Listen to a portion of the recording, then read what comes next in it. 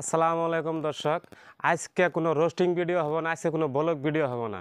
আজকে ভিডিও হবো একটা অঙ্গনবাদী স্কুলের উপরে এই কিছু ঠিকাদারে যে এরকম ধরনের যে কাম করছে, মানে ঘরটা আর কি ভেঙে পড়ে গেছে গা। তা আপনাকে ভিডিওটা দেখাই নিমু, আর পারলে ভিডিওটাকে শেয়ার করেন। এই ভিডিওটা শেয়ার করার উপলক্ষে যাতে আরও যত জিল্লে ঠিকাদার আছে যাতে ওরা মানে আর কি শিক্ষা হয় যে ধরনের কাম যাতে আমরা না করি, যাতে কামটা ভালো করে করি। 1-2 নম্বর বড়বাজার অফিস বাজারে 3 নম্বর ওয়ার্ডে মডেল অঙ্গনবাদী একটা স্কুলের কাম আছে, সরকারি কাম।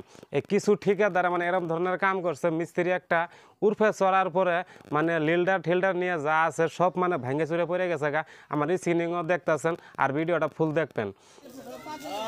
1-2 নম্বর বড়বাজার অফিস বাজার 3 নম্বর ওয়ার্ডে মডেল অঙ্গনবাদী একটা স্কুলের কাম হইতাছে।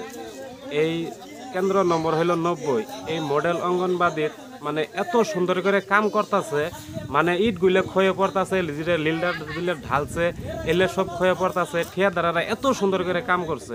দর্শক ভিডিওটা ফুল দেখে নেন যে কীভাবে ধরনের কাম করছে আর কীভাবে করে ঘরটা যে ভাঙ্গে পড়তেছে ওটা আগে দেখে নেন, তারপরে আপনাকে আরো কয়তাছি আর কি।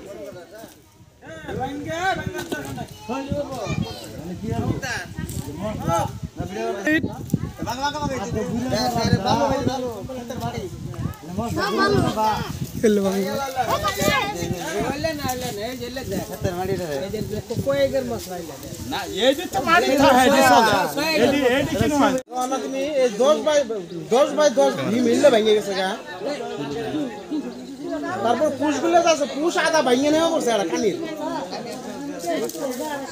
কোনো কারণই নাই রে। বাড়ি করে থাকলে কারণ আছে, ই করা নাই, পানি যায় নাই, কারণ সিমেন্ট কমাই দিছে।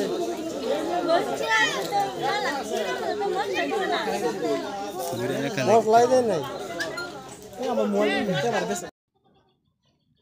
দর্শক ভিডিওর মধ্যে তো দেখলেনি যে ঘরটা কিরম ধরনের বানাইছে আর কিরকম করে ভাঙ্গা পড়ে গেল গা, কিভাবে করে ভাঙছে। ভিডিওর মধ্যে তো আপনারা সবাই দেখছেন।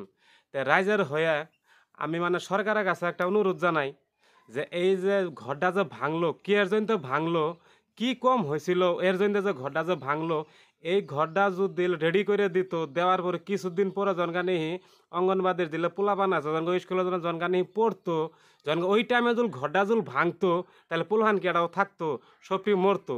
তা আমি রাইজের হয়ে সরকারের কাছে মানে একটাই অনুরোধ জানাই, তদন্ত হওয়া লাগে যে ঘরটা কি এর জন্য ভাঙলো।